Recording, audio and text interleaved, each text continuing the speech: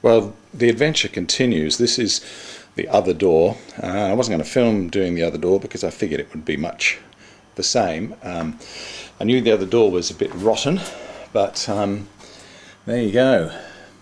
This is really had it, and of course I've got a new base to put in there. Slight complication with this door is this little bit of rust here.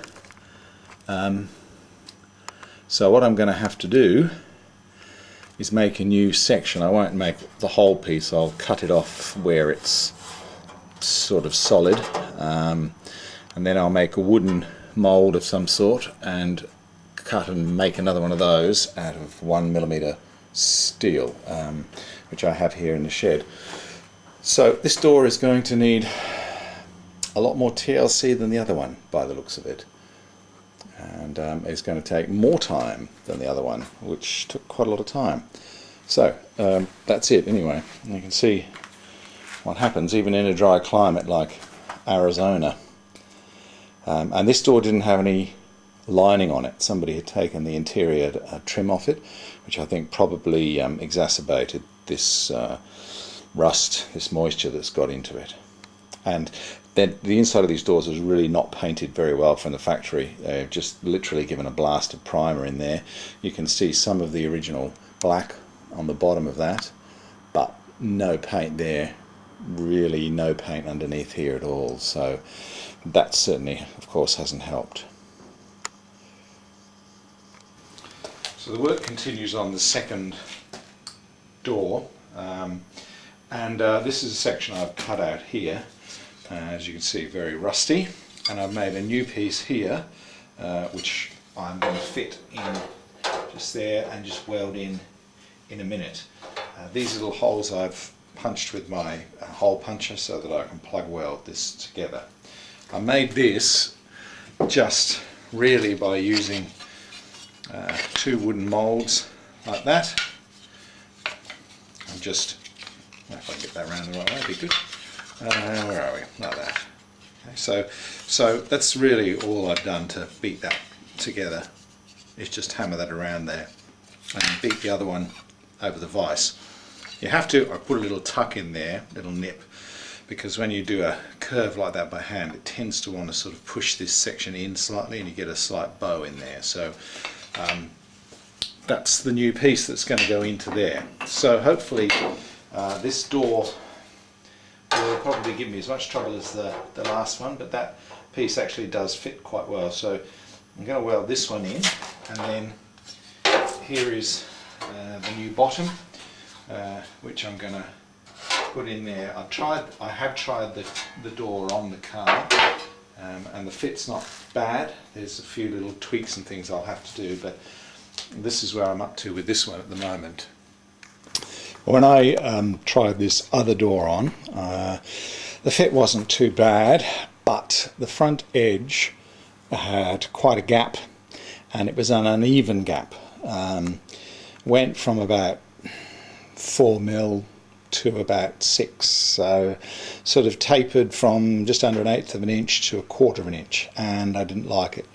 I tried to alter the front fender to make up for it, but I just really couldn't get enough on there. So I thought that the only thing I could do is to have a go at welding a piece of wire on the edge of the door in order to then grind it back and adjust that edge, and that's what I've done here. Now, I've never tried this before, but I've heard of it being done. Camera won't focus at that point. Okay, so I obviously clearly haven't ground this back yet.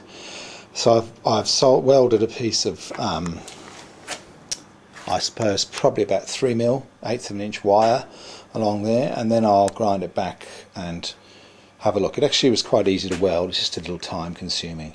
So I can't think of another way apart from trying to fit another door skin on. And I again was very, very careful with my measurements, as you can see, or maybe not. You know, I'd written them all down from that line, but still difficult.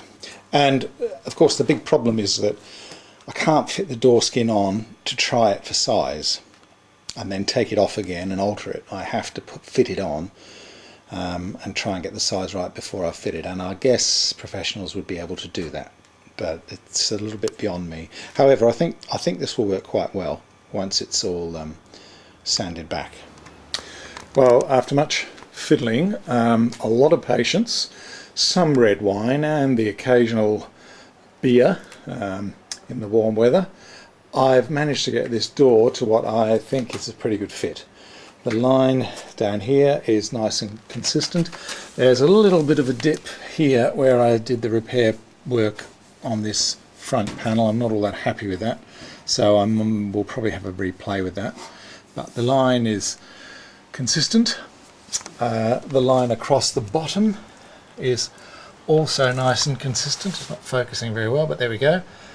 Pretty good. I had to weld in a little piece of rod on the bottom here just to even that up, but that's worked quite well. Not a system I'm really that proud of having to use, but I think it's worked really well. And the back line here, sorry about that, the back line here is also very consistent. Perhaps a little bit too wide, but this line's quite easy to alter, that I've discovered. If I take the guard off and just bend the inner section here, this piece here, just bend that this way very slightly, just by tapping it around, I can get a nice consistent line when I remount the guard. That's actually appears to be the easiest gap to fix, that rear gap, and as you can see it's not bad. I'm pretty happy with that. That means that all the panel work, at least as far as I can see, all the major panel work is done on the car. I still have some grinding to do. I haven't ground that weld off there where I welded in the new seam. So really now it's a case of cleaning up, stripping, a bit of filler over where I've welded, and all of this should work when it's put back together painted. That's the theory. One of the things I've discovered here, and of course if you've tried to do this you'll know how difficult it is, trying to hold the door and to screw the hinges in and to take the hinges on and off. And there is a tapping plate in behind these which floats. It's a floating tapping plate. And I discovered that by using a tapered centre punch I could locate it through one of the open holes, and that would line the plate up inside for the corresponding hole there.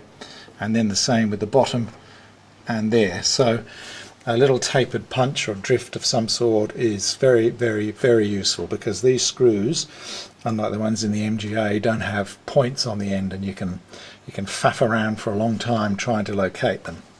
I've also bought some new screws for the mudguards, new packets of complete mudguard screws, nuts and bolts, etc. from AH Spares in the UK. I wasn't quite sure whether to do that or not, but I thought that it would be nice to use nice new screws, and they're not that expensive. So I think I might take a break from that panel work for a while, and as you can see I've just put the right hand drive dashboard in place, and I've got some red vinyl, and I thought it might be quite nice to recover the dash. And perhaps even make the vinyl top piece that runs across the top here, and put all that in place. I know it might be a little bit premature, but it means that I can fit most of the gauges up in there, and it's things like that that sort of make you feel as though you're making progress, because I'm getting a bit tired of all the cutting and welding. It's really taken a lot of patience and time to get all this stuff to fit up properly, and some of it still doesn't fit quite as well as I would have hoped, and I'm going to have to do a little bit more work on it to get it right before I paint it. But the progress has been good. 2 years work. Now a little break and a little bit of trimming perhaps could be in order for something different.